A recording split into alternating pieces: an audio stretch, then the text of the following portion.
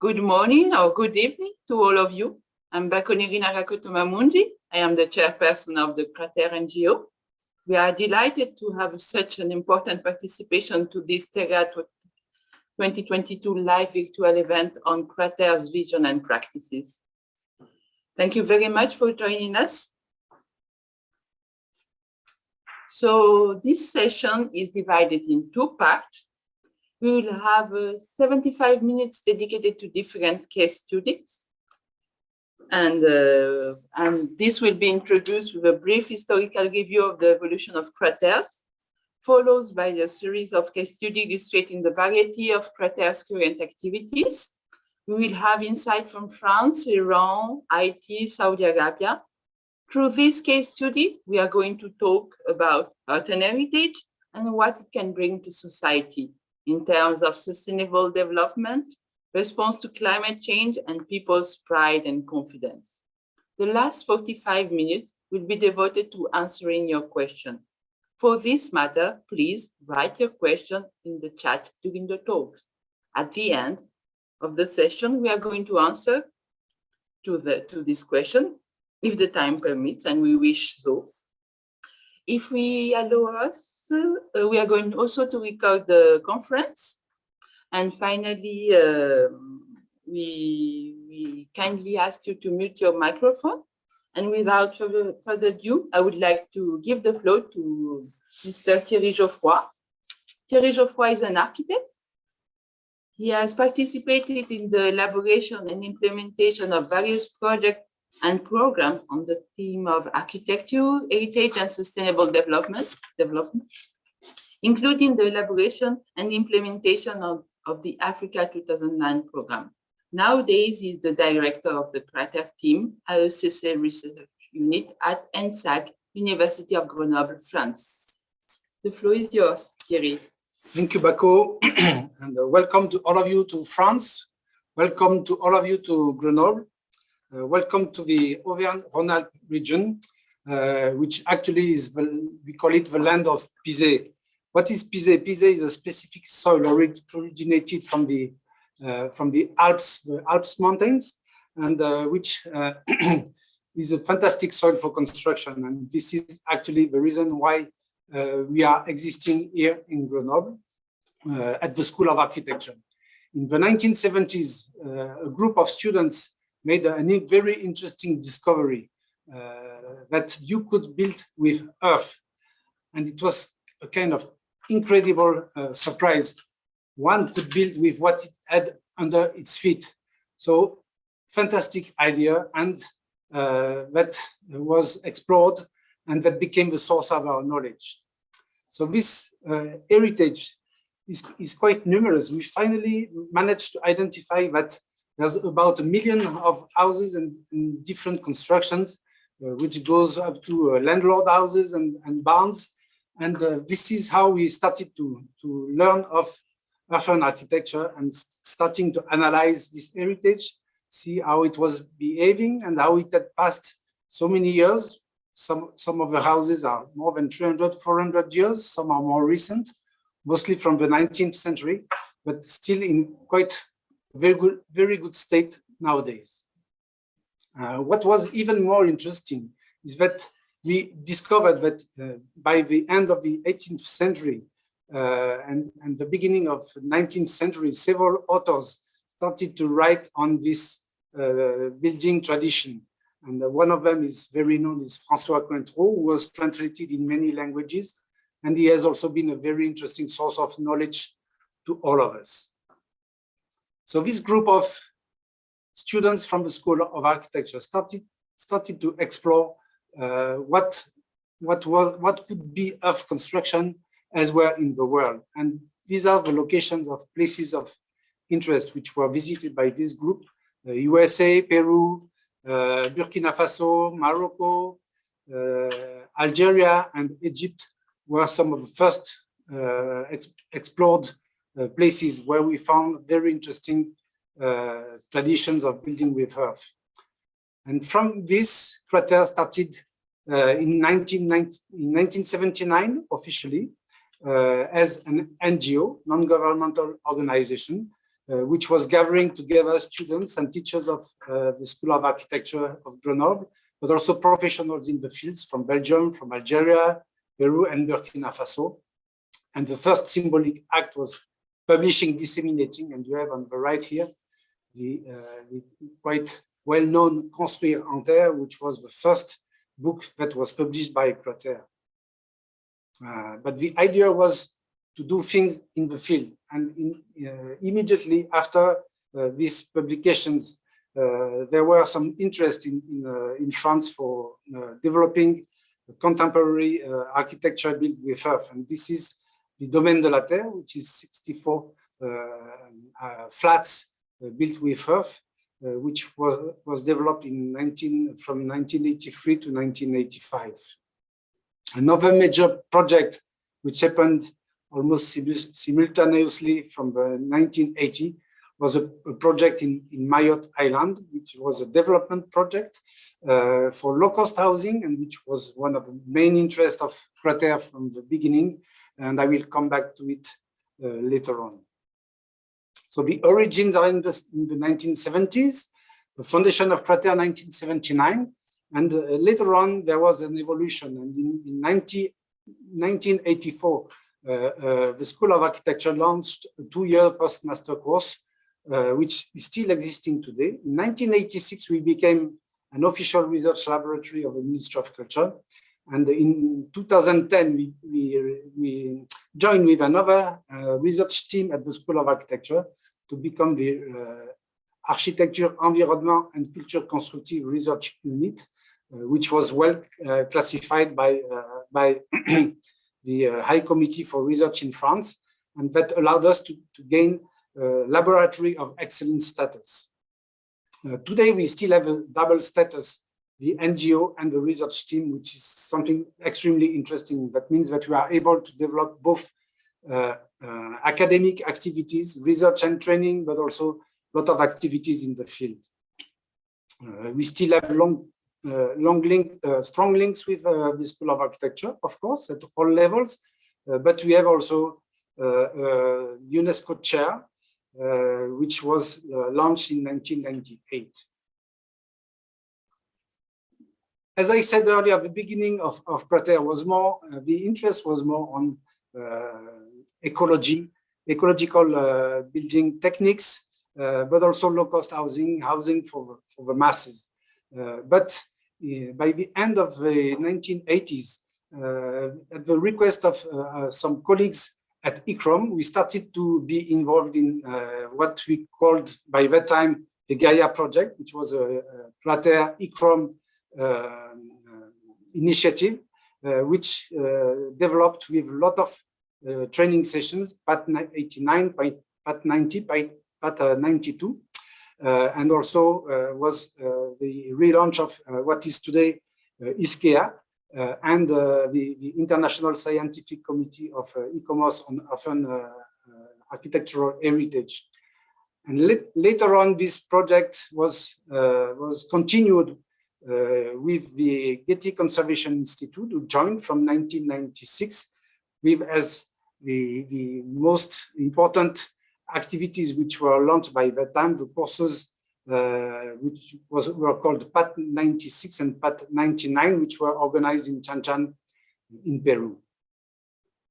In parallel to these major programs, from 1989, we started collaboration in the field too with ICCROM and UNESCO, and more specifically on World Heritage properties. We started to work in royal palaces of Benin, but also in Timbuktu, still keeping activities in France.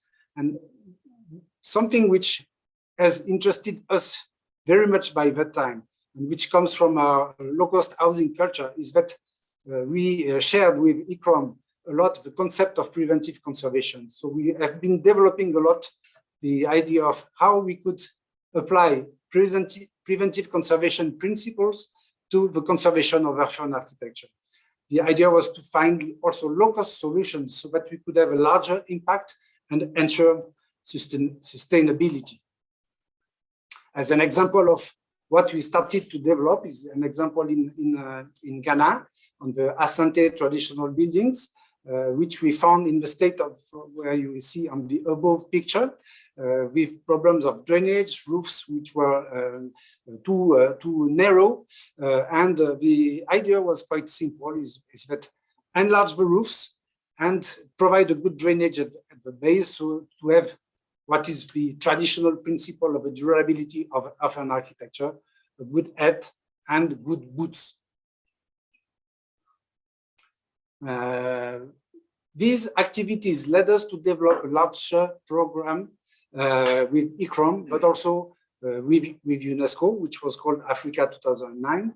And this project has lasted 10 years, developed with the national heritage organizations in Africa, which was extremely interesting for us because in Africa, we also identified and discovered traditional conservation practices. And this was also an area of research which was very important, and which we discovered the ways of conserving which were very different, but somehow very clever.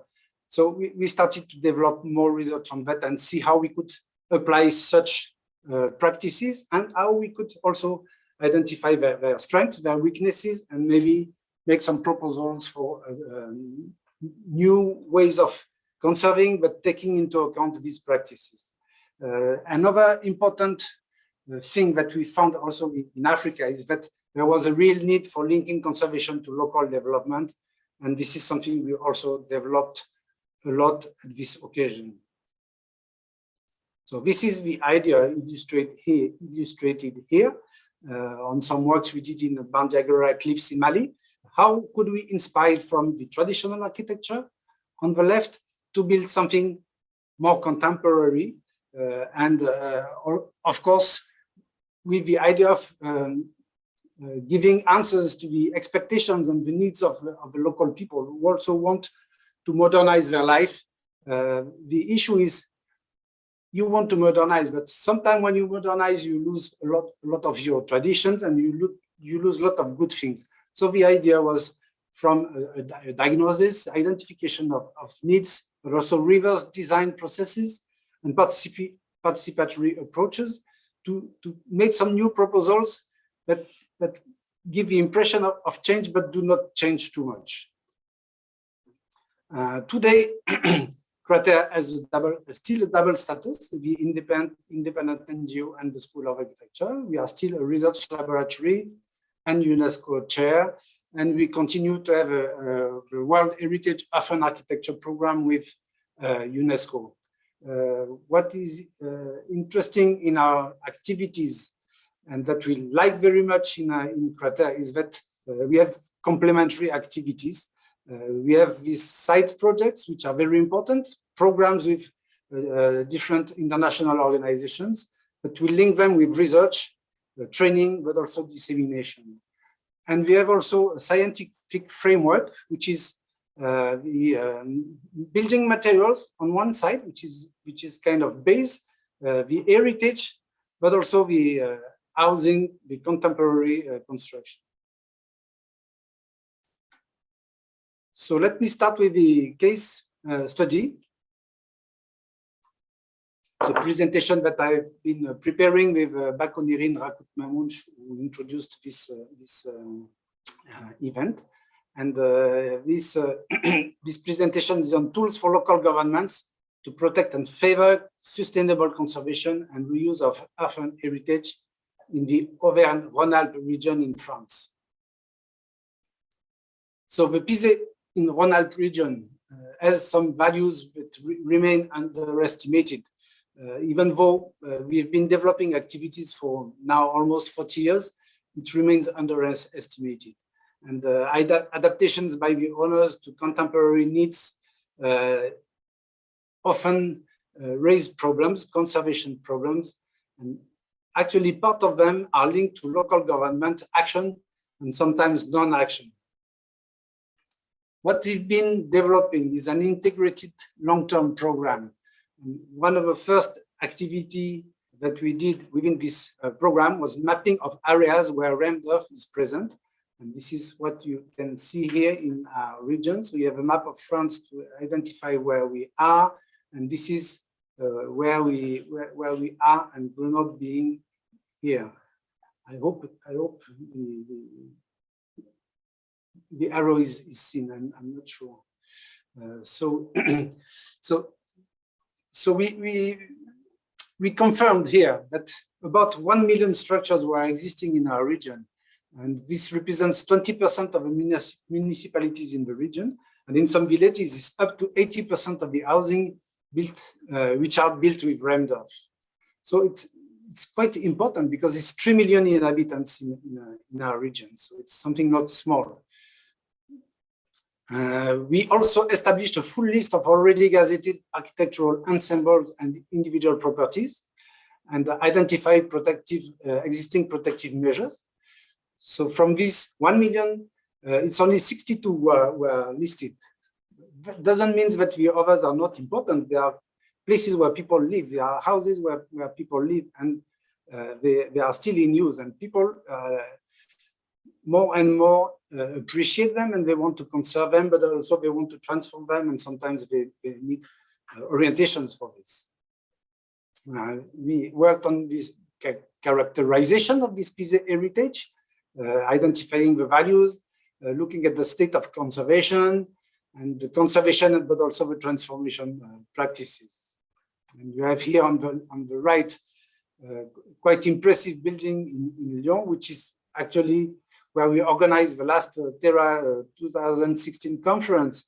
And this was the occasion of developing more studies in the town of Lyon. And this is when we discovered this building, 4 stories, 5 stories, up to 6 stories, built with remdorf, which were unknown before 2016.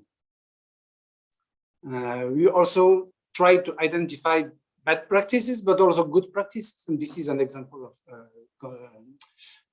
rehabilitation, which was very, very well done in the 1990s, so as it can serve as an example. And we also analyzed the causes of major loss, which are still ongoing. From time to time, we have full destruction of houses, like you see on the pictures on the right, bad practices on the left, and destruction on the right. So this, every year we have 1 or 2 buildings. It's not that much, but still we thought that this could be solved. And most of the time, the issues linked with this destruction is because of local authorities don't know enough about this heritage, and there's often a lack of good urban maintenance works, and this is what often makes the problems. How you make the roads, how you make the pathways for people, and this is what is bringing problems. So as strategic responses, what we did first is doing some publications. So you have here several publications. This one on the left is for the local governments. Réhabiliter le pisé is more oriented towards house owners, but also artisans and craftsmen. And we did a lot of different, and we still do, and this is a continuous process, some different activities of training and sensitizations. Another strategic response is also to continue to build new. And this is a building which has been built by students of the School of Architecture here, in partnership with the local community, with a participatory approach. And that is quite important. This ensures visibility, and is giving always an occasion to give good orientation to local governments and also to the house owners. So now let me go to the case study 2. So I'm giving the floor to Bako, who has already presented herself. So I will just hand up to her. Thank you, Thierry. We are now going to present a case study in Iran, which illustrates several important facets of our vision of heritage and our way of working.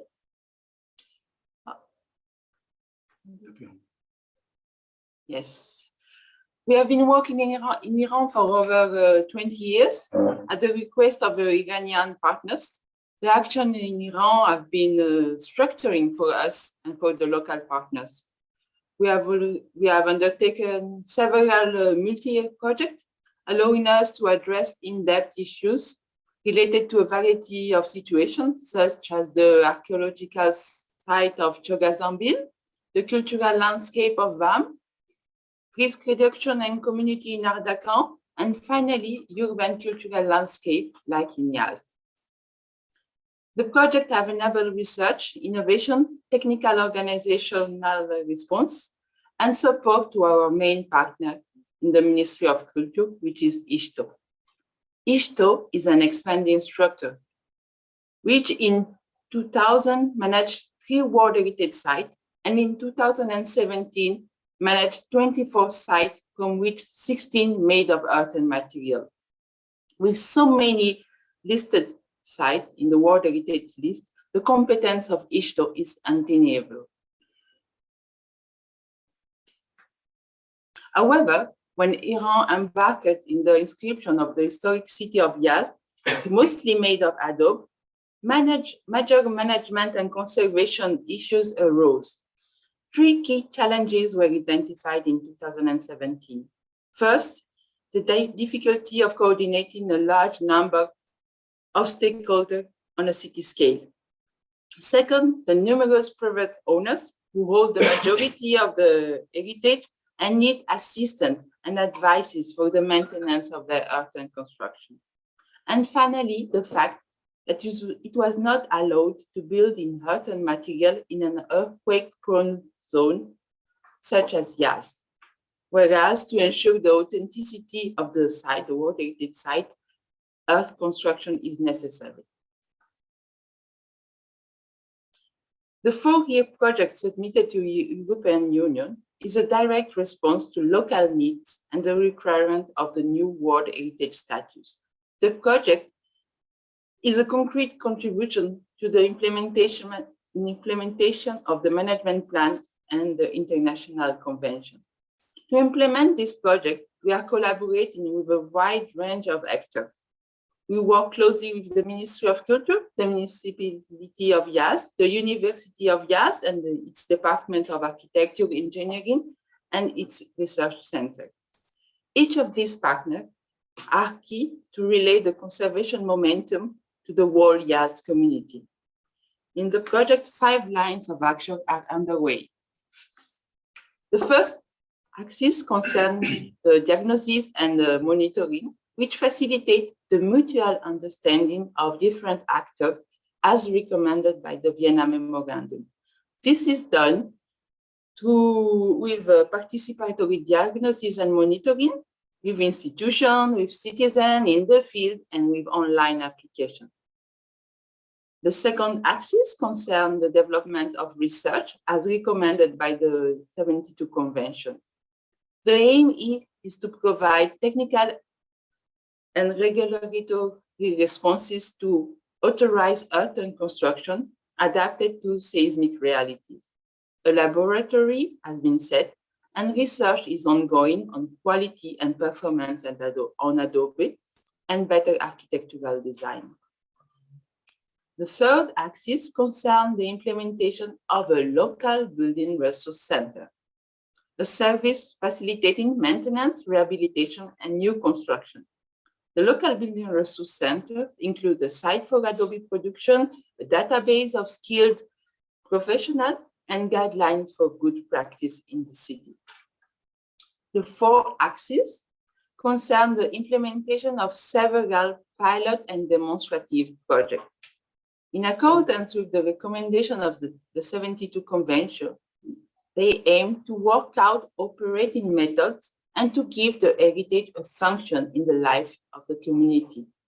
This project enables a large number of stakeholders to work together and to put in place appropriate modus operandi through public consultation, research, experimentation, and technical responses. The fifth axis focuses on information and training.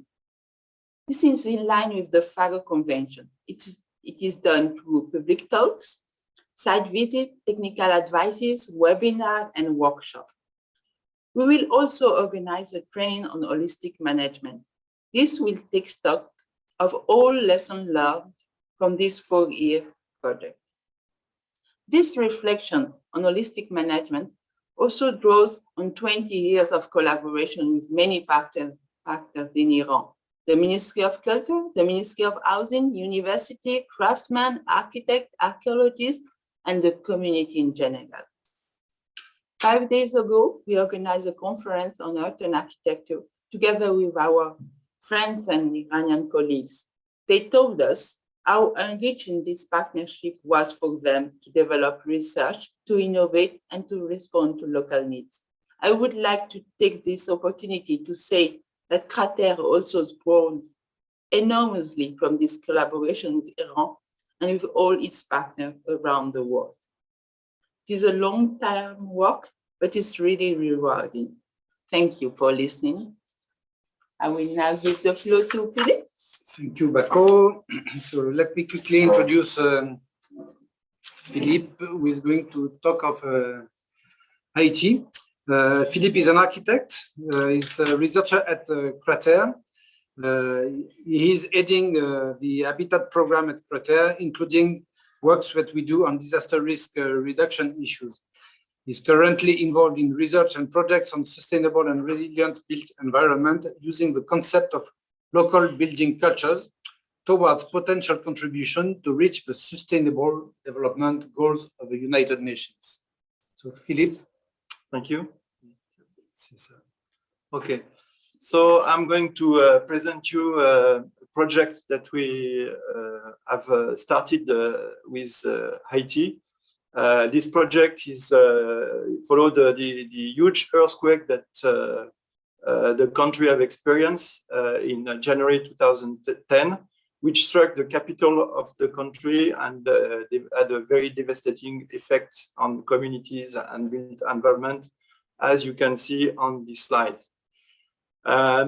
This event, which was very dramatic, revealed the multi-dimensional vulnerability of the Haitian society, which in fact has, I would say, straightforward translation into a reconstruction strategy that was brought mainly from international standard and from the outside, ignoring the local building cultures and the heritage, thinking that the only terms that could qualify the local cultural heritage was vulnerability.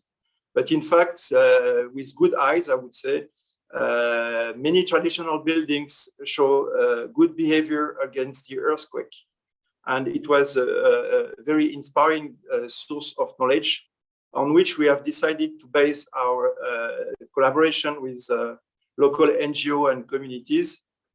And you have some illustration here on these slides about example of gingerbread related to cultural heritage, but also vernacular architecture, which in fact did not kill people.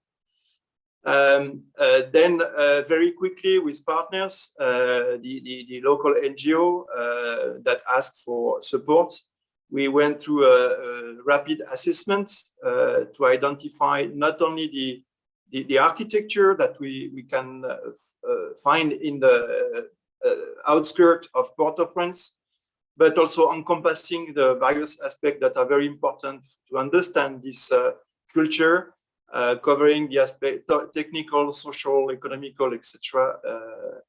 Issues, as well as belief and value, which are also very important for the people of Haiti, as for many people around the world, and which will be of great importance and key importance for the development of this reconstruction project.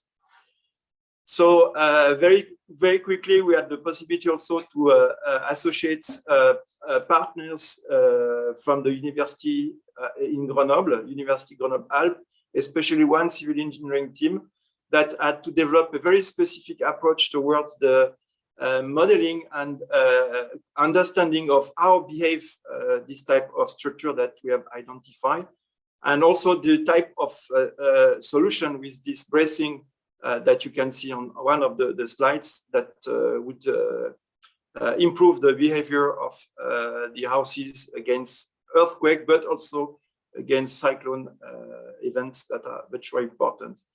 And I will not go into too much detail about the approach, but it was balanced between and correlation in between experimental aspect and modeling aspects, each time trying to calibrate correctly the models, the modeling and the experimental things. And I would say, in fact, this has been confirmed.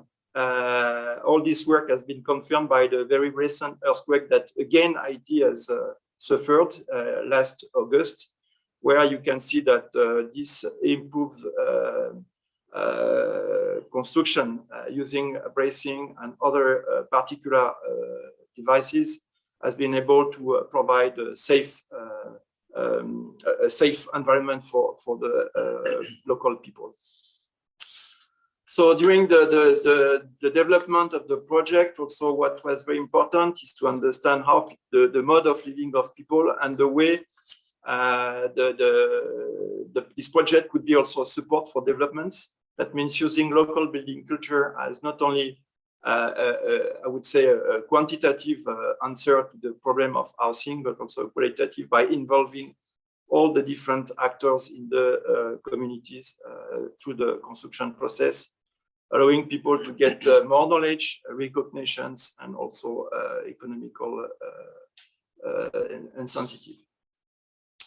So the issue was really to re-engineer the local building culture and to ensure that the ownership will be really taken by the people, going through a phase of prototype, demonstration, and fine-tuning with the community and artisans. And as you can see on the picture, making some experimental test using waterland daub or adobe or mud mortar or mud plaster to check also how relevant and how the people at local level will accept this type of solutions. And to get a real sense of belonging of the approach by the community and by the local private sector, which was of key importance for the development at a larger scale of this project. And on this slide, you can see several pictures of, in fact, entrepreneurs, local entrepreneurs that has been trained, that has continued the process by themselves, and that has also now organized themselves into a kind of professional associations and so on. So some very few examples of different type of building and housing that has been developed by the community with the support of local professionals. But also the challenge was huge, as we had to think about upscaling, not to stay at about just prototype and single houses, but to develop capacities and to support the development of larger projects, but also a much bigger building like school infrastructure, like you can see on the slides. And we got for that through this process of re-engineering the support of the Ministry of Public Works that was in charge of reconstruction, and more recently also the support of the National Institute of Education, which now are giving its full approval for the training of artisans and professionals in this building system, which is now called TECLA at local level, Improved Local Building System. And to conclude, two things. The recognition also came at international level through the World Habitat Awards that we won with our partner in 2018. We got one of the prize. And also maybe one of the very important lessons that we had through this project is that cultural and vernacular heritage must not be just seen as vulnerable, but as a real asset for the future a valuable source of knowledge and a key aspect for resilience, which is very important nowadays. Thank you.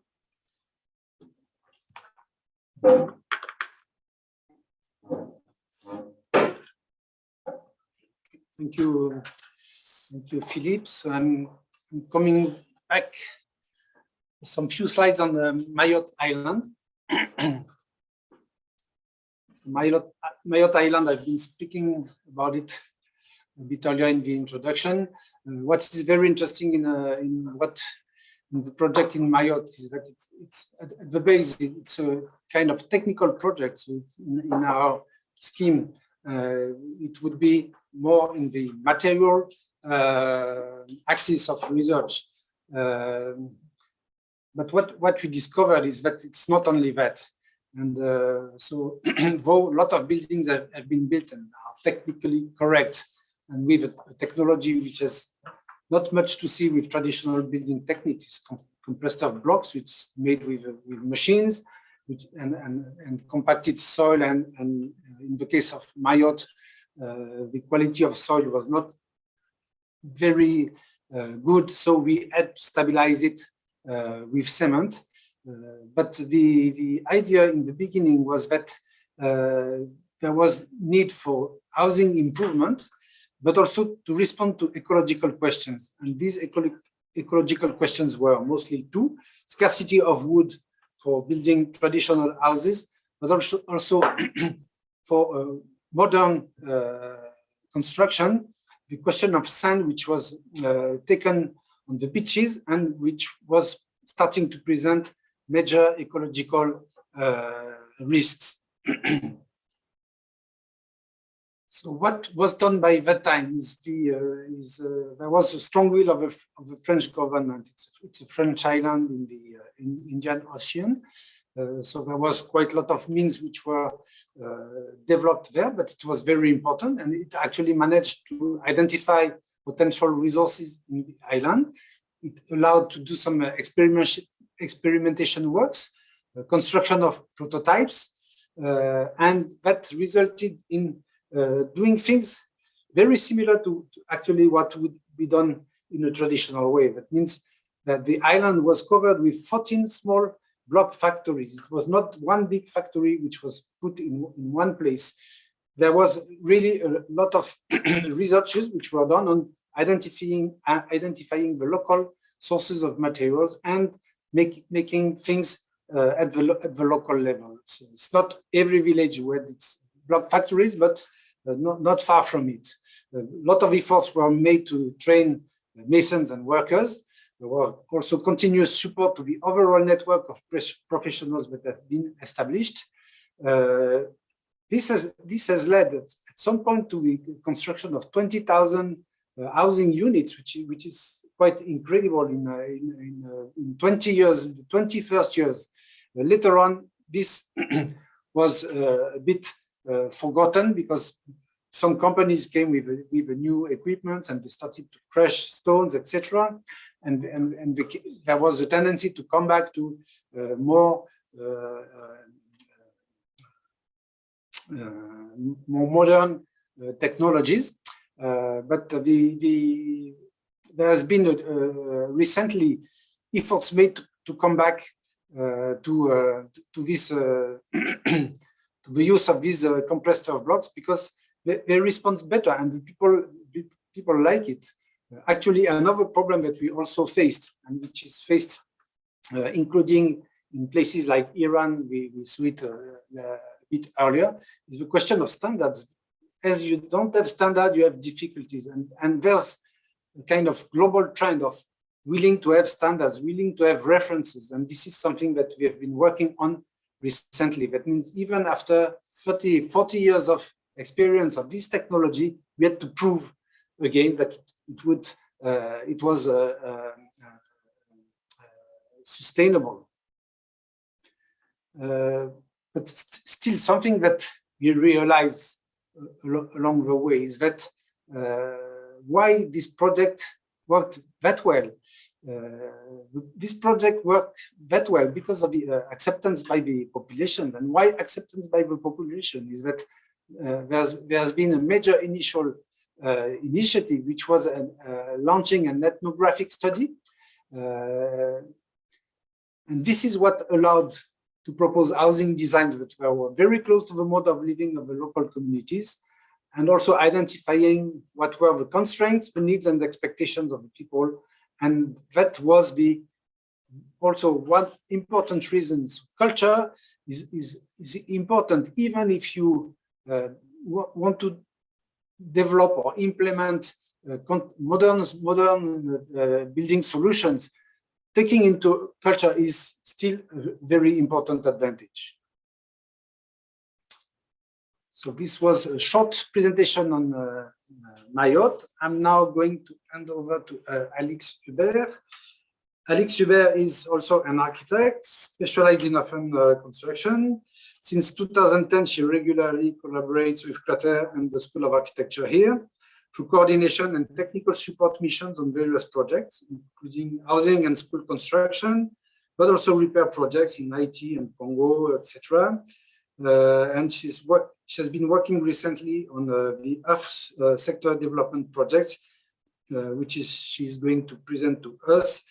But she's also helping a lot on international events like Terra 2016. She played a paramount role to organize it. And she's also our expert for the organization of the Festival Grain Désert. Some of you have already participated. So Alix, thank you, Thierry. So I will present to you today the Earth Cycle project that was carried out in the Parisian area. It is considered a circular economy project on an urban scale. You will see in the following slides that some of the processes and ideas implemented in this project are very similar to those developed in traditional architecture. Earth Cycle was implemented as a response to a growing demand in eco-materials in the local Parisian contemporary architecture sector. This demand is largely due to the increasing ecological awareness in the building sector and the adaptation of regulations to the environmental crisis. To meet this need, Earth Cycle seized the opportunity to use a widely available resource, excavation soils from the nearby construction sites. You can see from the drawing below that it was estimated that 400 to 500 million tons of excavated soil would be extracted from the Greater Paris construction sites between 2015 and 2030. This immense quantity of soil considered as waste could be transformed into raw earth materials. Taking advantage of available resources to construct buildings is an approach you can also find in traditional architecture. The scheme you see on screen summarizes the Earth Cycle project and its idea of developing a circular economy around the production of earth materials. In step 1, soil is extracted from nearby construction sites. It is then selected and prepared in a soil preparation unit in step 2. Preparation mainly consists in drying and crushing suitable soils. The ready-to-use raw material is then transported to the nearby located factory. There it is transferred through 3 production lines into raw earth construction materials, compressed earth blocks, mortar and plaster, and extruded earth panels. Approximately 6,000 tons of earth are processed through these production lines, and 10,000 tons of materials are produced. They are then sold and implemented on the local construction market, which brings us back to square one and makes the loop complete. The benefits of this first-year cycle are numerous: increased local employment, increased availability of eco-materials, adding value to waste, reducing transport impact and carbon footprint of the produced materials and of the whole construction sector if widely used.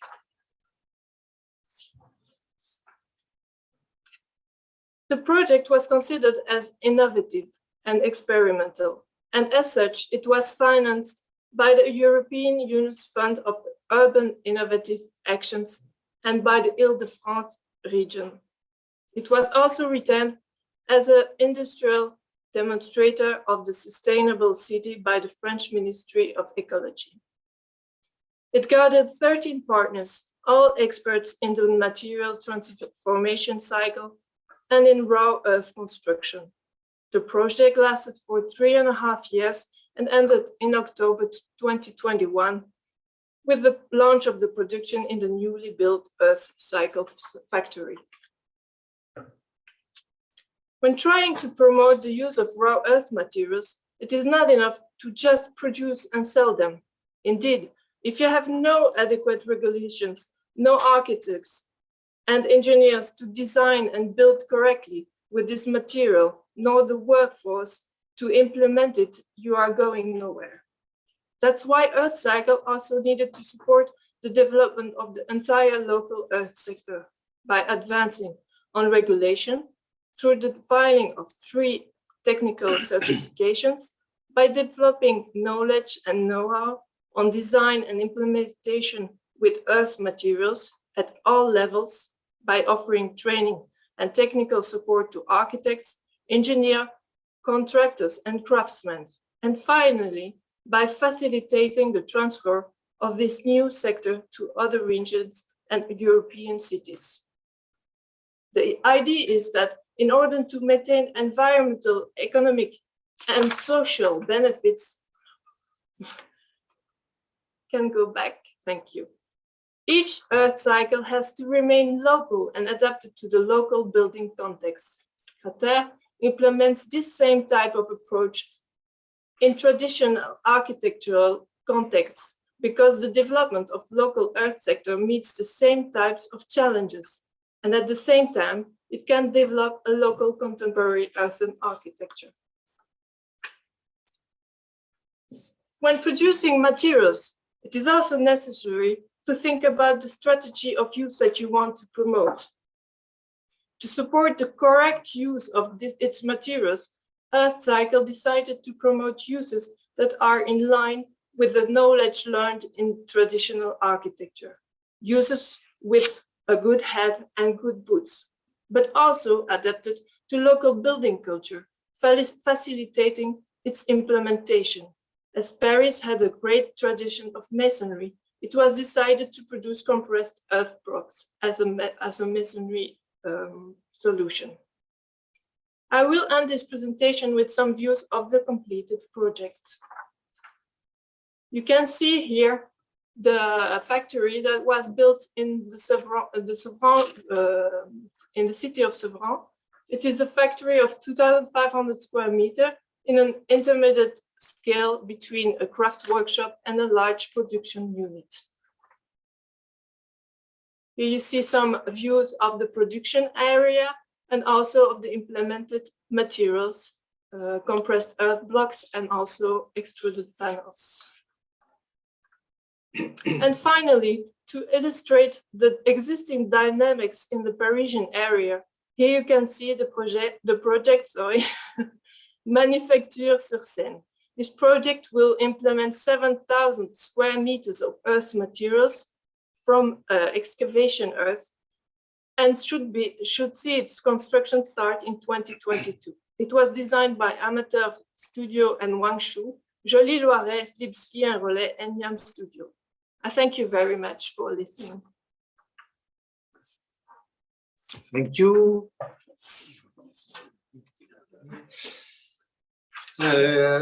Before going to Saudi Arabia, I would like to recall that you can send us your questions through the Q&R. You click on the Q&R icon. So if you have questions in advance, we can start to organize them, and so it will make the discussion at the end of the session easier. So I'm now inviting David Gandreau. David Gandreau is not an architect. Finally, finally, you have something different. David Gandreau is an archaeologist. He has a PhD in architecture. Go is an archaeologist. He has a PhD in architecture. He's a researcher here at the National School of Architecture of Grenoble. He has specialized in Auvergne cultural heritage studies, conservation and valorization. He has carried out numerous missions of expertise and training, in particular on World Heritage sites in the Middle East, Central Asia, but also in Africa, with specific focus on archaeological sites. And he's going to present us work we are currently doing in Alula in Saudi Arabia. Yes, thank you, Thierry. And yes, I will speak about a large project which is ongoing in Saudi Arabia, in this region of Alula. And I will focus on some activities we are implementing with our partners there since almost 3 years now. And these activities, it's not one project, it's several sub-projects, but the idea is to link heritage conservation activities on one hand, together with some activities linked to the development of an Earthen architecture construction sector for contemporary construction there. So before entering into the activities themselves, some word about the general context. Alula is a fantastic land which was occupied since 200,000 years ago, since very ancient times. Researchers are now discovering that at some period of this long history, the area was really fantastic crossroad of cultures, which were not really well known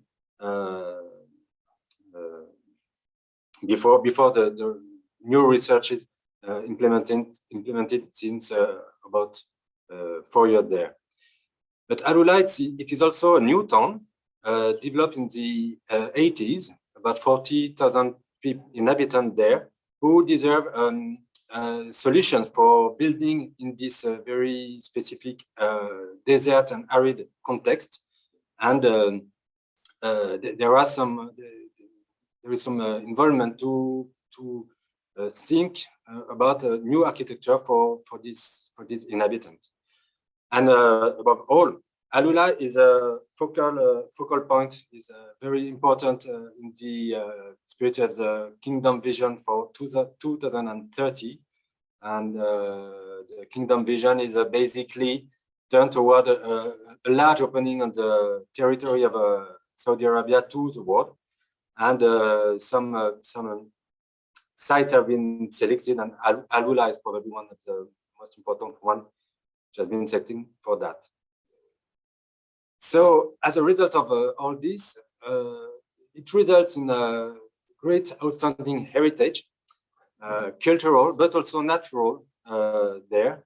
And but it is still very little known worldwide. That's one of the challenges of the vision for 2030 is to make it very visible and bringing many tourists there to show the place and show the Arabian hospitality as a global. So there is a background for the project. It starts from the French-Saudi bilateral agreement signed between the two nations, Saudi Arabia and France, in 2018. And as I said, we are involved inside this very big project in some activities since December 2018. And as you can read, the idea of this agreement is to have a collaboration at a high scientific level to develop a new economic and touristic model in Alula that could be reproduced in the other region of Saudi Arabia, and even over that in all the peninsular region. And it should be done regarding absolutely the preservation of the environment, the respect of history, and the inclusive of local population. And the final goal is to create an authentic touristic experience and to make this region more well-known from worldwide. The main partners of the project is for us is the French Agency for Alula, and the Royal Commission for Alula. But I want to highlight the fact that all what we see and say there is also done in cooperation with the various partners, as you can see above, and in a multidisciplinary approach as well. There are a lot of archaeologists involved in the project, and a lot of heritage conservators as well. So one of the activity project in which we are involved is this one, the Dadan archaeological site, which was developed first in the second half of the first millennium BC, and which has been occupied. At least we have evidences of occupation at different periods until the Islamic period. And we were asked to work with the local partners and the local communities on the management planning process. So here we are developing the methodological approach of management planning that we have developed and evolved with the engagement in many World Heritage enlisting project. So it's I would say a CRAterre UNESCO approach on management planning. And as you can see, the main idea is that we want to try to make it as much as possible participatory. The statement of significance, looking at the values, is also crucial in our approach. But then we have some specificities in how to make the vision stated by the stakeholders feasible and concrete by raising the key issues and by I think trying to develop some action plans which are feasible and concrete and very practical. So we managed somehow to do it on some other World Heritage sites. This one is not a World Heritage site already, but the approach is the same. So we are at the beginning of this this activity, but it should be ended in late the middle of 2022. But what is important also here is to say that we are not just giving our capacities on the site. Each time we are learning from the site itself. That's what we call here learning from archaeological sites, which is something an approach that we want to develop even in terms of a theoretical approach of this. And for in this case, for example, you can see that the rational use of the local resource is very important. The site is here, it's a huge site, and the stone used to build this site is coming from the cliffs here. And there is a lot to learn on the technology to develop this career, the career management, and on the fact that it's possible to build here, not just with what you have under your feet, but in the cliff just next to the site. And this is the idea working on the archaeological site, but we are also involved on the more, I would say, vernacular heritage in the old town, occupied probably in the Islamic period. But what is important is to know that this site was occupied until the 80s, when the new town was developed next to the old town of Alula. So once again, it's trying to exchange some capacities and some methodological approach, like here, starting with the data collection and the analysis of what is available on the site in terms of methodology. I think it's important to raise it once again. To develop here a complete building inventory of the at least 900 units of the site. This is managed by Heritage Conservation Consulting HCC company, and we are in support of this with our CRAterre team. The idea also important here is to develop with archaeologists involved there new methodology of building archaeology to understand better the historical evidences which are still written in the wall, but also to exchange in between archaeologists and architect and heritage conservator on what this approach can bring to the global project in terms of knowledge, scientific knowledge, and diagnosis towards the conservation of the site.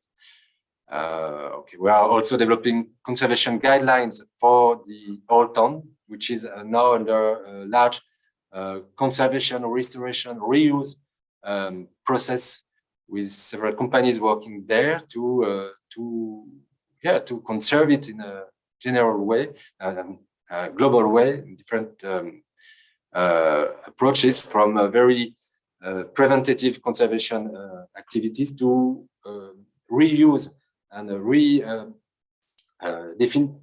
new definition of the use of the units to make some, for example, for some hostel, contemporary hostel there. And we have been working on the identification of soil resources. I will talk about this just after that.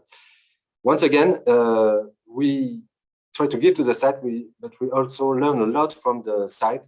And here it's obvious that the architecture made by the ancestor was particularly well adapted to the arid desert environment of Alula, and some bioclimatic principles have been developed. And I think we have to make research on that and to learn from that. Like the fact that the site itself is situated on a rocky promontory to avoid the flooding. It's not raining a lot in Alula, but when it rains very strongly.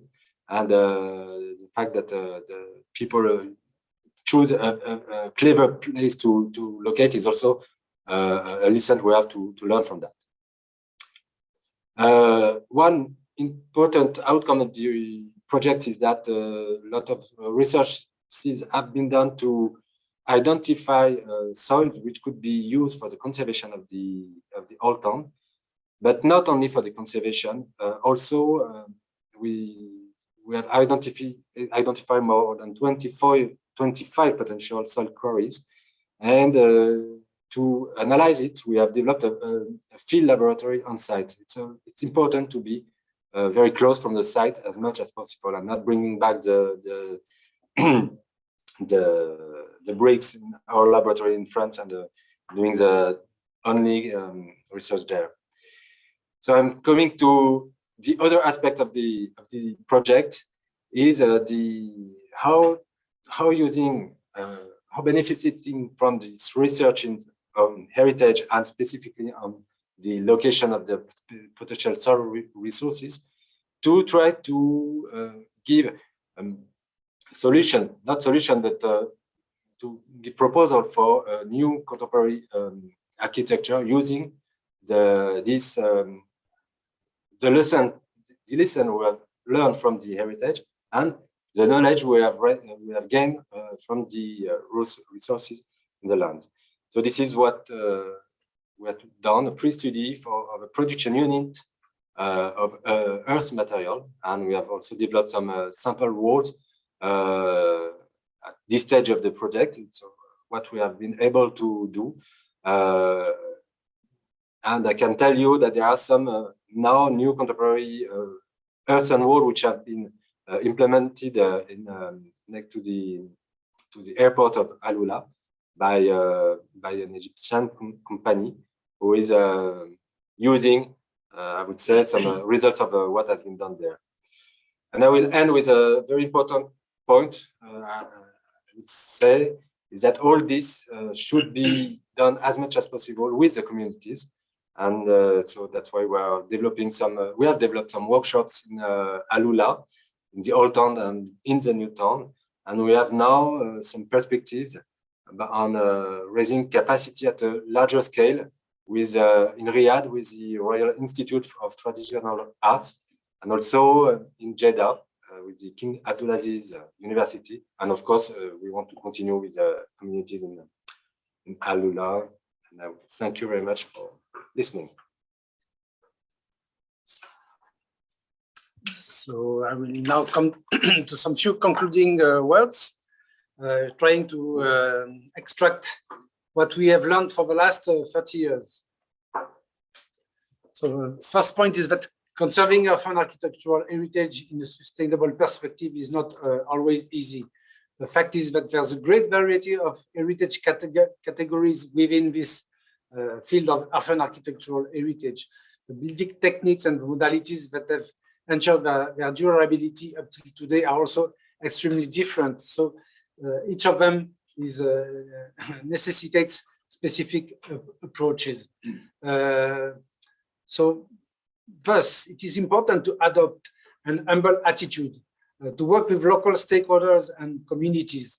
It's also important to adopt people-centered approaches with enlarging the scope to expectations and development issues at and around heritage places. And it is also important to adopt methodologies that include major efforts at the diagnosis level and holistic approach, giving equivalent importance to material and non-material assets towards what is needed, maximum understanding of the places where we have to work. Something that is very important, and I'm happy that our colleague Sébastien Morizet has developed this sketch, which I think is very clear in terms of how should we look at things. Sustainability and sustainable development is very close.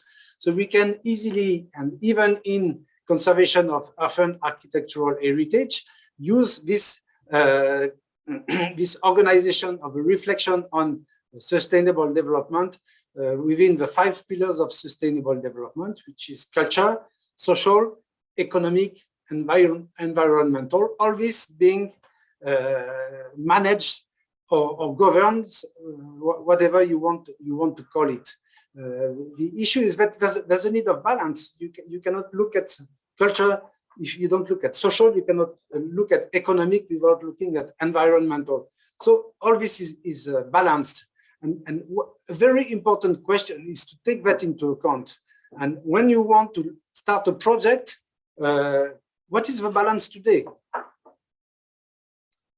Or what is the imbalance today? And how are you going to correct it? If it's imbalance, are you going to be able to correct it in a balance? Or if it's an imbalance, are you not going to bring to another imbalance? So it's something extremely interesting in terms of scheme to be followed, to look at things and project something which is sustainable. Some key ideas that I would like to share with you is that be careful with ambitious projects to be implemented in restricted time. Things take time, and reflection takes time. It's very difficult to have all the answers in the diagnosis, and also implementation of smaller projects in the beginning will allow to build these ambitious projects. So take care to do too ambitious projects in a too short time. Think of how you can valorize your work otherwise than with impressive before and after pictures. This is material, and you can show things very impressive, but how are they going to behave tomorrow? So think of being people-oriented. They are the ones who are going to conserve the heritage on the long term. Be careful not to be overconfident in the potential of ancient technologies and the earth material itself. Earth remains fragile, even if of good quality. Always remember that. Also be careful with new technologies presented as miracle ones, which always come back. you will always have some industrial companies who will come with a miracle product. Take good care. And there's no perfect nor universal recipes. Everywhere you have things that needs to be identified and experimented before you can launch projects on the large scale. Another important idea is to organize, to take time to learn yourself before thinking of teaching and training. Never come and saying, I'm going to train people and everything is going to be solved. No, learn yourself. Have in mind that conserving heritage is often linked to conserving the people who look after it and or ensuring continuity of their practices. This is also important. Think of the people, think of who is doing it on different levels. This could be institutional, this could be artisans, this could be the caretakers at the site.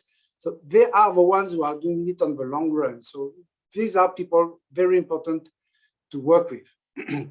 And when looking on the long term, conservation is a never-ending process, and there is no perfect nor eternal solution. So think of future and future needs. It is also recommended to give priority to cultural significance rather than to the material assets.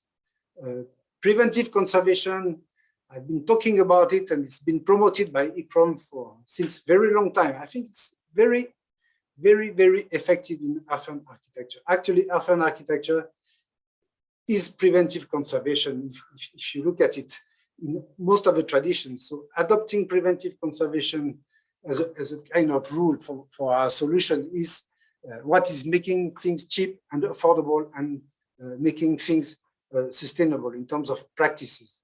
Think of regular monitoring and inspections. It's very important. Earth is fragile, so if you look at things and if you detect problems very early, you'll be right. Traditional conservation practices are also important for maintenance, for repairs, but also in terms of management. You may have very clever traditional management practices on which you can build. They might not be fully operational, but maybe there are very good things that you can keep. So look at that first. Maybe you can improve on them, but look at how it's done.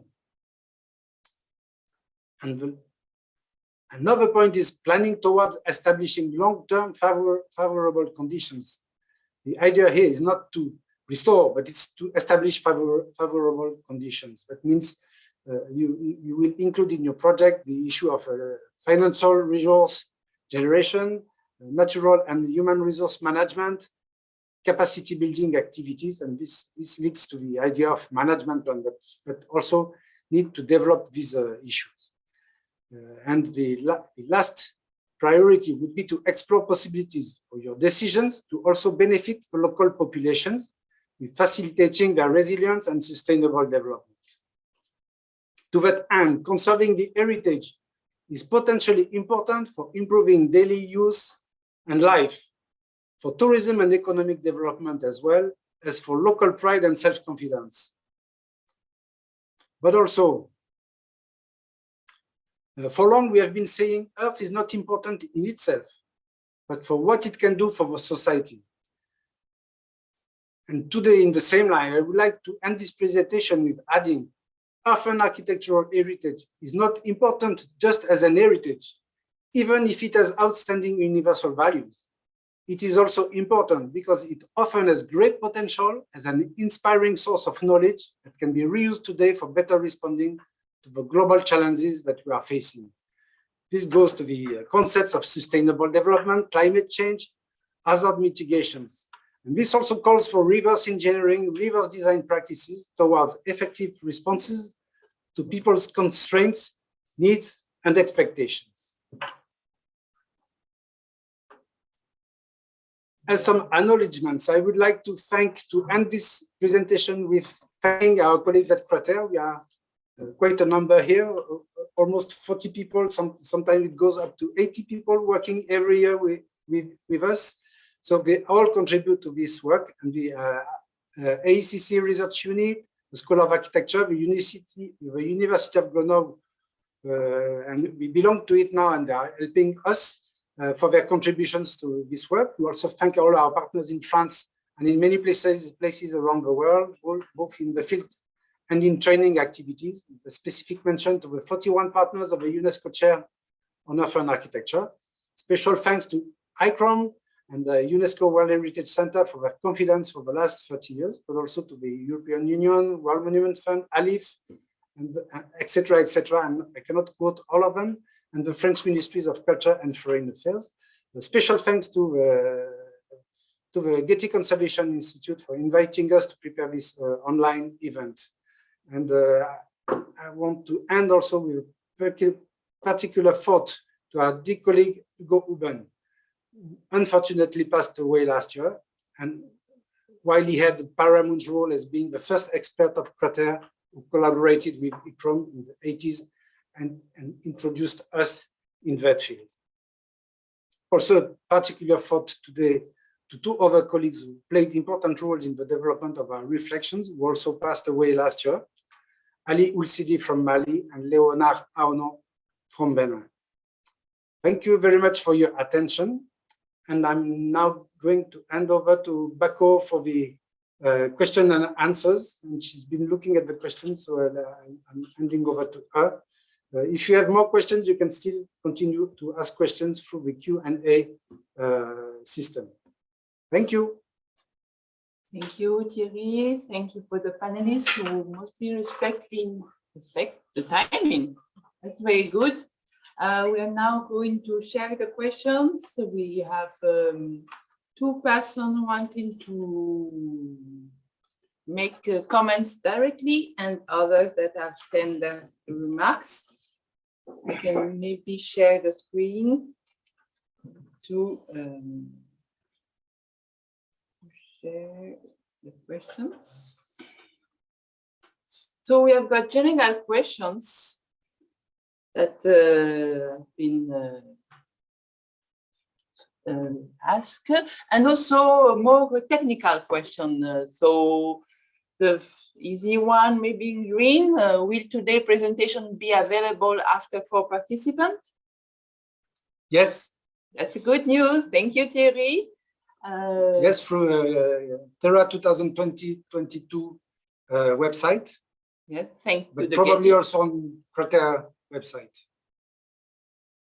There was also a question about how to participate in the research in Earthen architecture and share the experience.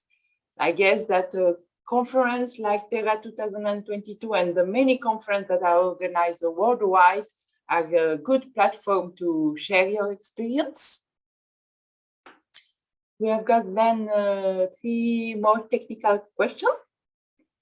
What is the main challenge you face today when choosing to construct with earth materials? I think it's going to be long.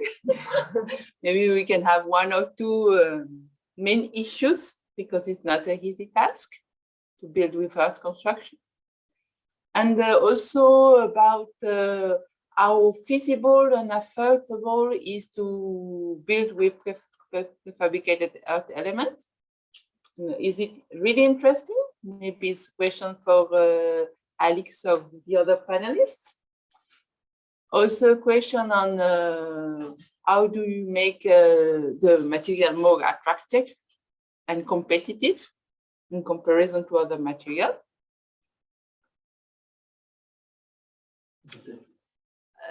Maybe I can just read them all so that the panelists can understand and see if they can answer to these long questions.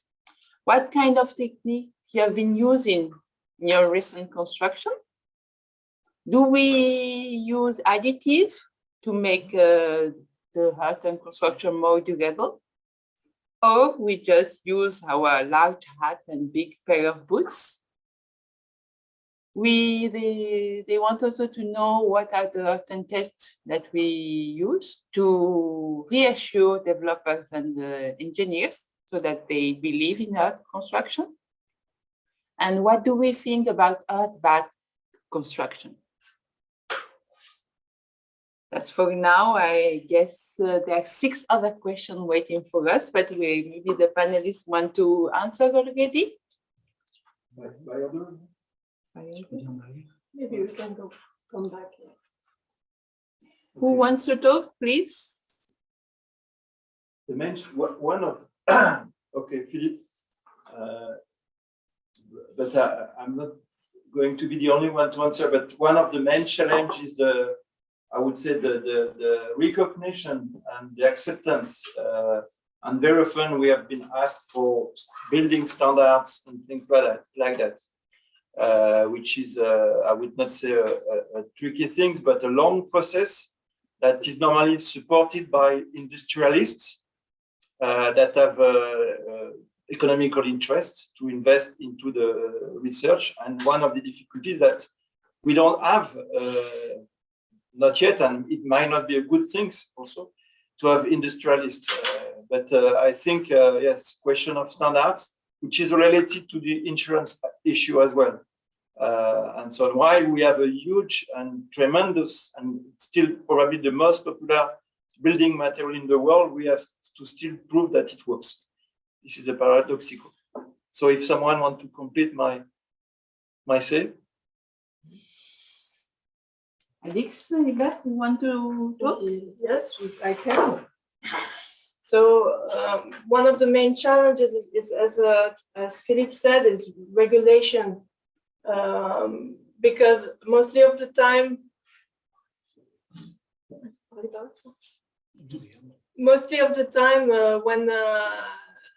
when we implement with these materials, we have to justify why it works through these certifications. So it costs a lot of money to make these certifications, because we have to do a lot of testings, even if it's already 11,000 years that we built with earth.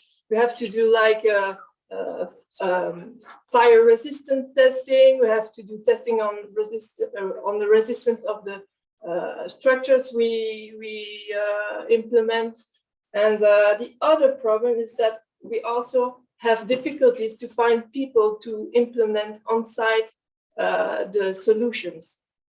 So that's why we often, when we carry out projects, we have to train people. We have to train people, but we have to do also awareness towards the inhabitants and towards all the people of the whole production of housing, in fact. Thierry, you want to add something? Thank you, Alix. No, the issue is I would like to come back to the holistic approach. I mean, you never have only one main challenge. You often have several challenges. Well, I think they've been said, the availability of the know-how, knowledge, organized artisans, and who are able to make large projects, for example. What becomes more and more sensitive is the issue of standards and regulations. This is progressing. There's more and more demand for that. I think the experience we had in Iran, whether in BAM or in Yazd today in the projects, even in the old city, and for rehabilitation of houses, restoration of houses, is a question of standards and certification of projects, architectural projects or restoration projects by engineers. They don't have data, they are looking for data. And this is why we are more and more involved, and we are trying to involve, as architects, we are trying to involve more and more our colleagues of the university and developing activities like we did for Haïti, with using a shaking table, for example, but other different experiments that we are doing to be able to provide data. This is first, and second, to implement what I've been calling reverse engineering or reverse design processes, which helps to get this data and to identify the strengths and weaknesses of traditions, and provide and come out with solutions that are acceptable, including to this engineering world, and that in the meantime, we are also trying to develop capacities for developing ourselves rules and regulations. This is another point. Okay. Thank you to the panelists. I guess we have answered to many of the questions in this page, except the one on prefabricating, but maybe it's linked to the other one that are here, which are very technical also. Do we improve earth? What kind of material we use? Architecture. Philippe, you want to answer? I think the very first question that should be asked about improvement is through the architecture, the design. You have building in the vernacular heritage that are there for hundreds and hundreds years that withstand elements but are just well and normally maintained, that do not go through, I would say, testing again. But in fact, the way it has been improved is really by the design itself, overhanging roof, good foundation, etc. That means before going into putting some magic things inside, thinking architecture is really the top priority. Then we have to play with water. Water is there through vapor, and if you block water inside the wall, it is also when you start to have a huge problem. That means it's not to avoid the water, it's to avoid its concentration, it's to avoid to block the water inside the wall. That means, again, it's a question of design. So if you use some improvements, you have to use also material that are compatible with the material earth, like mainly lime and some other traditional recipe that has been described in some of our publications, I would say. Alix, you want to talk? Yeah, maybe I can add something. In contemporary architecture, earth is often used for its main characteristics, which are hygrothermal characteristics linked to water regulation and inertia. And as such, when we use earth, we think about its use, and we don't use it everywhere. We use it with its best use. So that's why in earth cycle, it was used in partitions, but also as a inner layer, so that could regulate the inside comfort and can in fact meet the problem of the fact that the planet is getting warmer and warmer. And there was another question about why we work on prefabrication. In fact, that is mostly due to the fact that we implement materials into urban environments, and that we have to shorten the implementation time. And it also is we try in fact to put in place, to carry out a dry implementation chain, because as you know, when you implement earth, the big problem is the drying and the curing of the earth, of the materials. So to answer to this, as an answer to this problem, we work on prefabrication solutions. Thank you very much, Alix.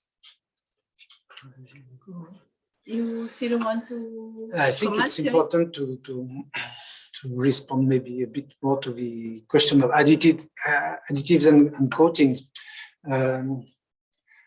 Actually, there's not only the potential of good earth and good boots. This is more for climate like we have in Europe. There are in other contexts, you have other ways of making Earthen architecture durable. Well, even in our country, the use of plastering is quite common. specifically on the exposed walls. You often have some walls which are more exposed than others, and this is why in our region here you may not have all the walls plastered. You may have only the elevation which is facing the west, which is plastered. And the best plaster here is lime plaster, which is something which is not new. But in other contexts, the problem is looked at in a different way. I think we have some friends from Mali here. They could speak about it better than me. But I know quite well how this is done there. The method there is regular maintenance.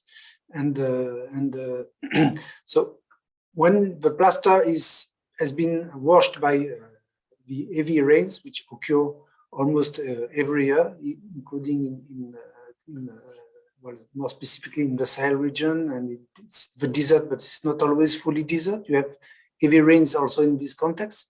So the plaster might be washed. So after 2, 3, 4 years, depending on the climate and the intensity of these rains, what is needed is to plaster again. And what is very interesting in this architecture, which are very specific for this maintenance issue, is that the design itself is made for that. You have permanent scaffoldings, or masons have specific ladders that makes it possible quite easily to do the maintenance. And what is even more interesting is that for the public buildings, like the mosques, but also the temples, if I'm speaking now of Banjagara Cliffs, where it will be more temples, you organize a large festival. And so you have this kind of, not yearly, but biannual or triannual festival, which is gathering the whole population of the village or city, and everybody is participating to the replastering. So this is done under the supervision of masons, but it's done by the people themselves. And actually, in these conditions, in these circumstances, what is important is it the durability of the plaster, or is it that people still do it? And this is something that needs to be thought of when you want to do some works at these places. What would you like to do?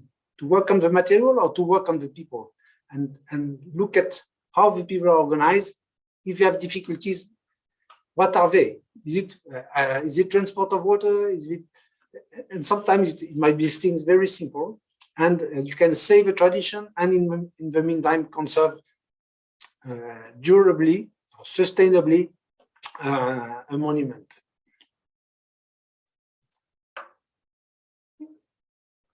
Thank you. It's very clear, Sylvie and all the panelists, Alix, Philippe.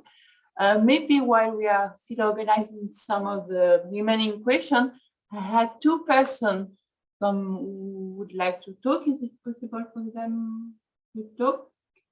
Elias, you wanted to, Elias, yes. Yes, the first one, Elias Diaz.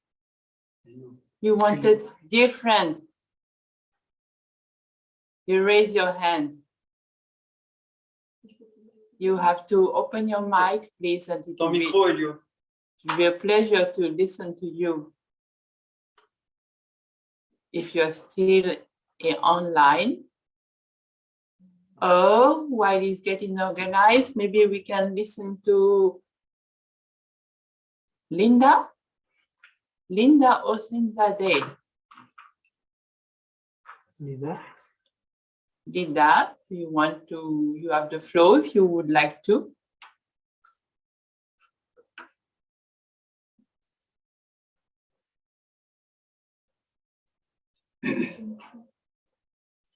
Seems no, not possible. Philippe, maybe you have raised your one hand. No, it seems that we are not listening to your voice, which is a pity, but maybe you can ask your question in the chat.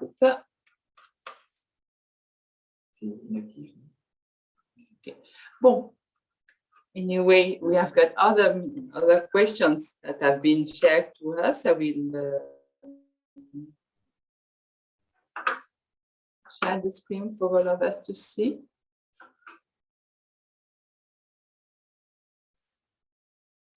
Okay.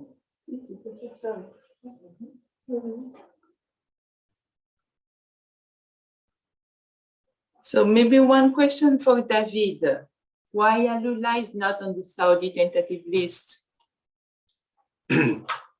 Yeah, there's a lot of discussions on this aspect of Alula, but because already there is a Hegra by Den Saleh, the Nabatean site, which is on the World Heritage List, and the question is how to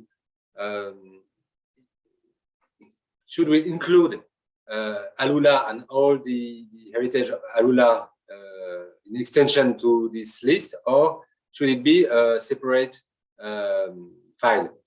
So, that it's always a big discussion, and the key issue is working on that means that there would be a management plan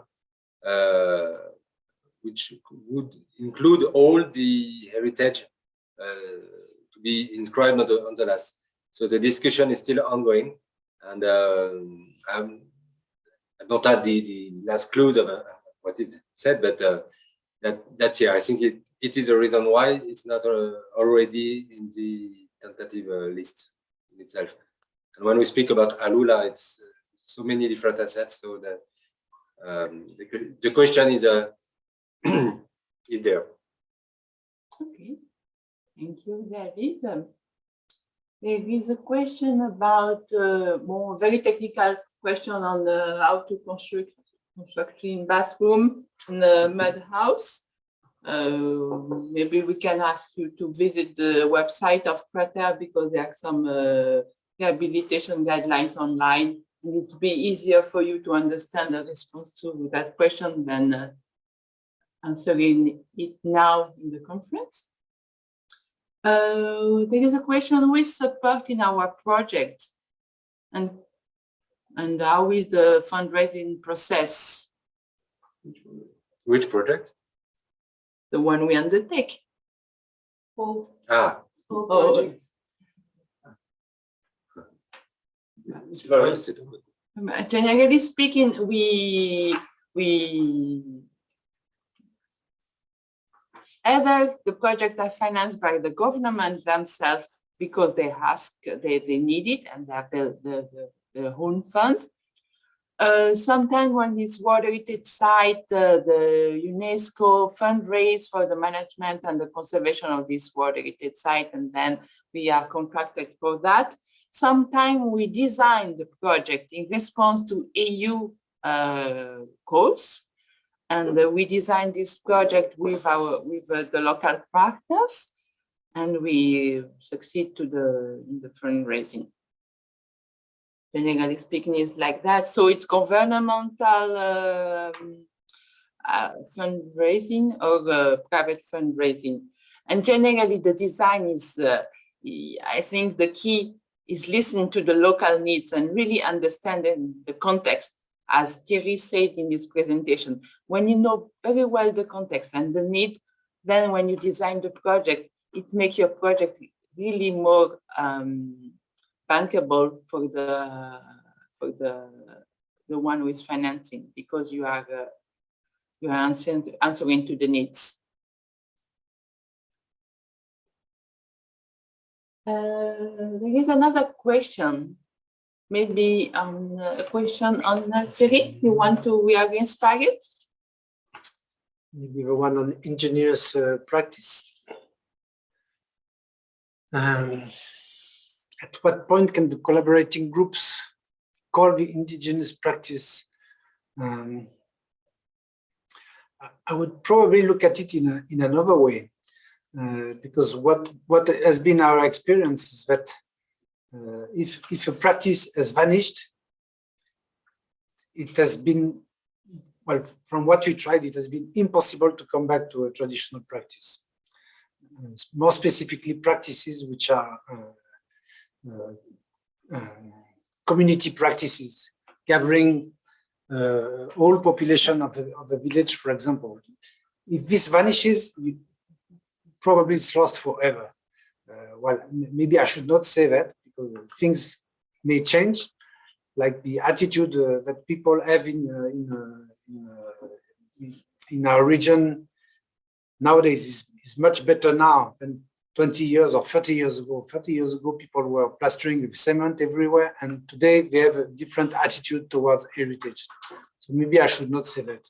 But to me, it's very difficult to restart an indigenous practice. Though you could reinvent traditional practice technically. We've been doing it in several projects by identifying the building materials and looking at how things were done and trying to identify the origins of the building materials. So it's something which is possible, but it's not easy. That also raises the issue of, if you have a continuity of a tradition, be very careful with doing things that might stop it. If people feel they have a responsibility and you take over this responsibility through organizing things in a different way, they might say, okay, now it's your problem. It's not our problem anymore. And this is happening in many places, and it's very sensitive. More specifically, when you look at people owning their own houses, and it's part of heritage. If it's their own house, if you start rebuilding or restoring houses for the people, everybody will come and ask you, do my house, do my house, and when it has problems again, they will come back to you. Do we have the funds to do that? So these are things that are very dangerous in terms of taking into account the local communities. Of course, you would like to be generous with local communities, but at some point this can be extremely dangerous. It's a bit difficult to respond totally to that question. This is where also the initial diagnosis is very important. This initial diagnosis should not just look at the technical aspects. It should also identify potentially the socio-economical reasons why people don't do the maintenance and why the situation is like that. So this is where the holistic approach is extremely important, because a technical problem might come from an economical problem or might come from a social problem. So this is extremely important to detect right in the beginning. Thank you, Thierry. Maybe Alix, you have about this measuring issues question that is online. Yes, I will just give a very short answer. In fact, we're not measuring the products mostly because, as you said, soils are different in composition. But when we measure the performances of the constructive solutions we implement. So when we do standards and regulations, we test, in fact, the final performances of the implemented materials. And then we can make, for Earth Cycle, the soils that were used are all different, but we did, in fact, different types of tests on the materials, and at the end we had performances that we were sure to achieve. And so when we are producing the materials, we are expecting them, and we are also ensuring their performances at the end. Thank you, Alix. There is a question maybe for you, David, about the community in Alula. You want to do participatory work, you want to involve the community. How does it work in Alula? I would answer that in Alula, as everywhere, it's above all a question of attitude that that we have as foreigners or some kind of experts called to work with in a situation X or Z. And in Alula, it has been a long story because at first the communities were not very interested in the work implemented in the Old Town, for example, and they saw lots of experts from all over the world coming and developing premises for their offices in different places. And it's true that it was a kind of shock for probably for people there to see so many international experts coming. But it does not mean that it was impossible. That's what is really going on now in any aspect of the project in Alula, for heritage conservation, for example, but also for hospitality, for health projects in the hospitals, etc. So we have gained. It was not evident at the very beginning, but we have gained step by step confidence from the local community. So the question of who are the local community there is probably too wide. And, we even have to understand much better what we can call community there. But I would say at large, it's anyone who feel concerned by what is being done and what is being evolving in its own environment and in its territory. And simple thing is the workshops. It looks it's not a detail, in fact in the project. Making open workshops, inviting open to everyone is important, and it gives a lot of feedbacks on what the community has waiting from us, I would say. And we can also engage people from the community in the different projects. That's what is done in this big project in Alula. Thank you, David. We have got a very interesting question from Anthony Crosby, and I will ask Philippe to answer to it. What project has CRAterre been involved in which address climate change? And in particularly asking about research and co. Thank you, Tony. It's good questions. In fact, we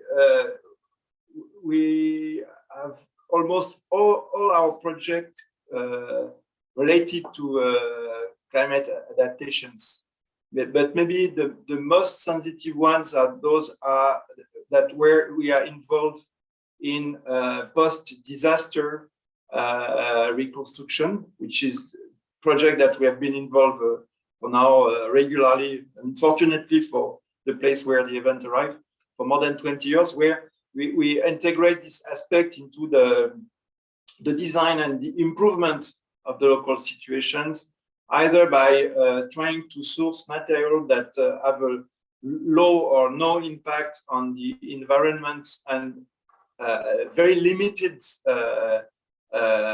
impact on climate change, and also into the design as to cope with new weather conditions, where in fact you have to think of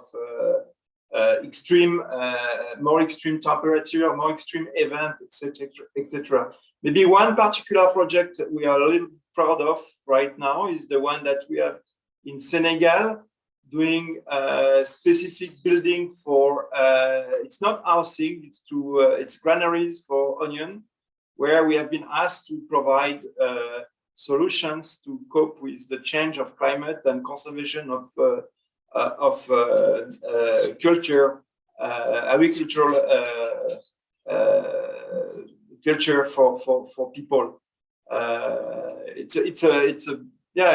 Many things could be said about this because it's totally integrated into our approach and project.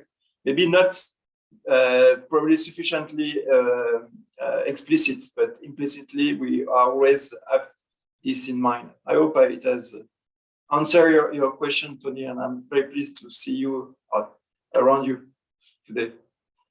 Maybe the questions of Marielle Richaud, even if it has to be answered, there are 3 or 4 questions of Marielle Richaud. Not necessarily myself, but maybe I can start. Maybe the first one, which is... They don't see the question, you have to... Okay, there is one question about Marielle Richaud that I don't know her, but thank you for the question.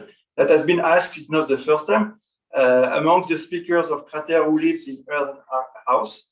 But for those who live in Grenoble itself, it's quite difficult because the number of Earthen houses is very limited.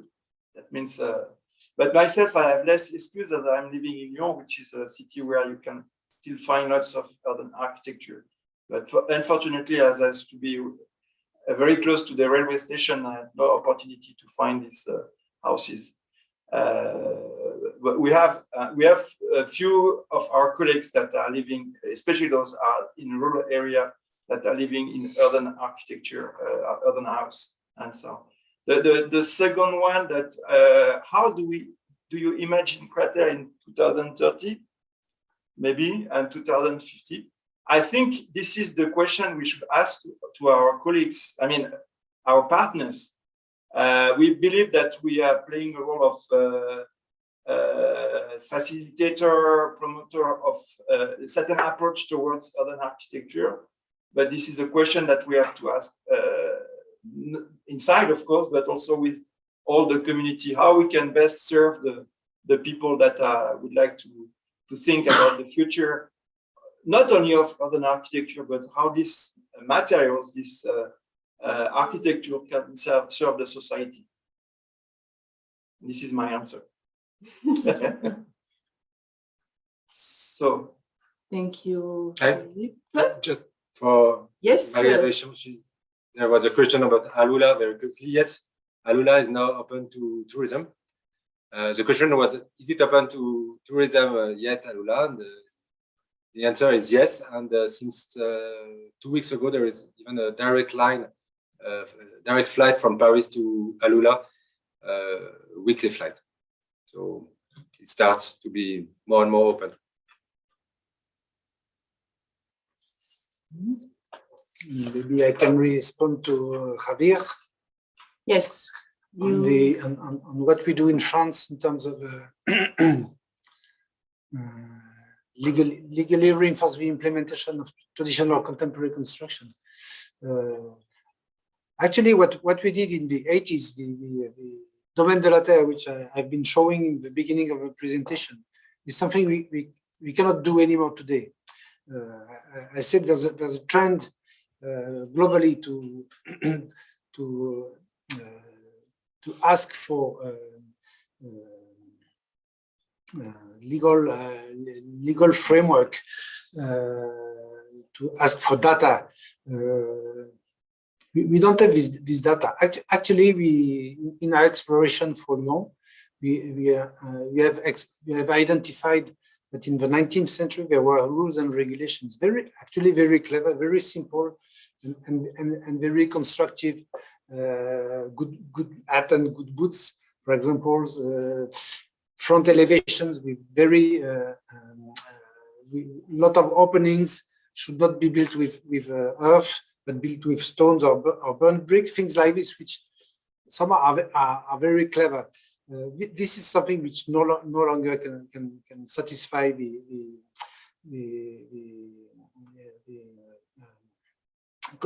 control aspect of construction. So we do a lot actually in terms of developing first data, to have more precise data. Of course, what we try to do is not to have one single data, but to have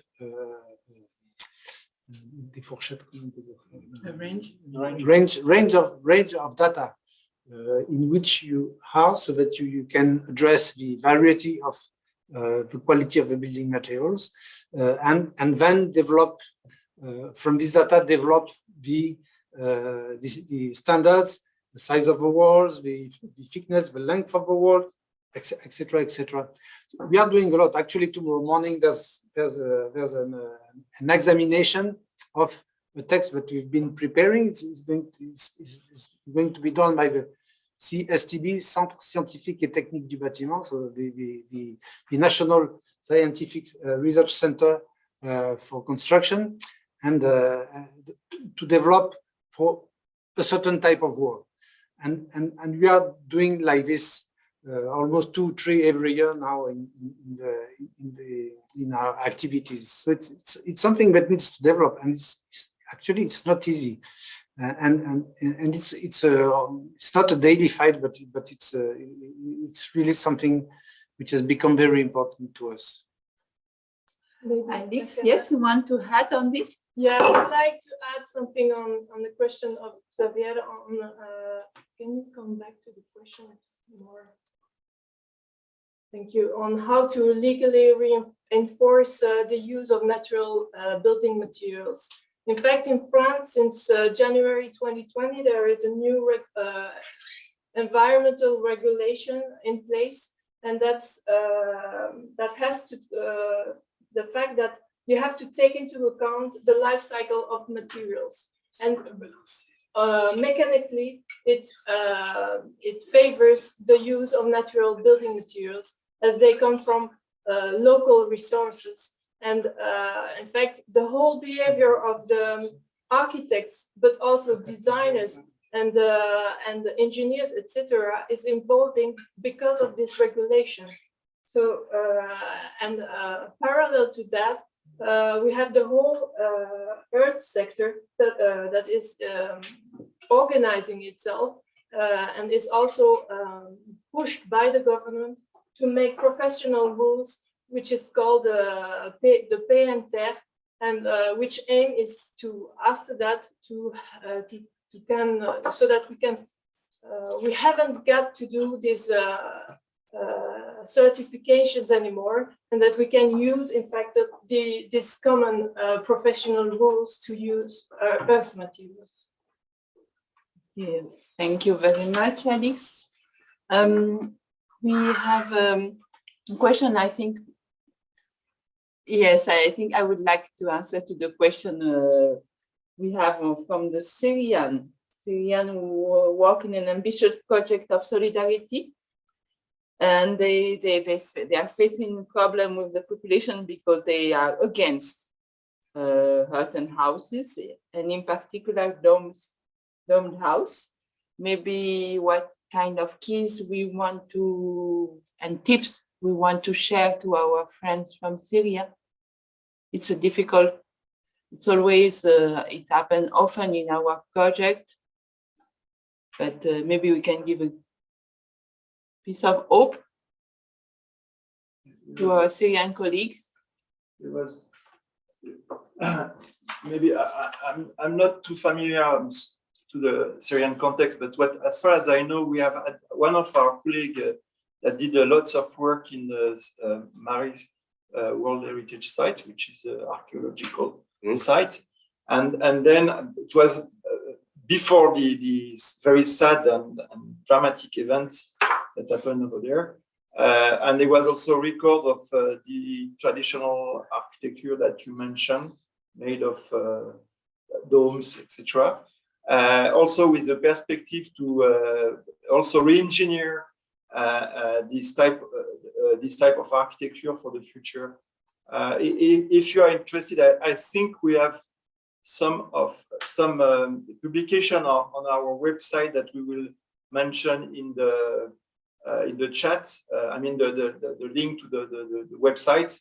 But if you are interested to have more details, maybe you can contact us through our email address, CRAterre at grenoble.archi.fr.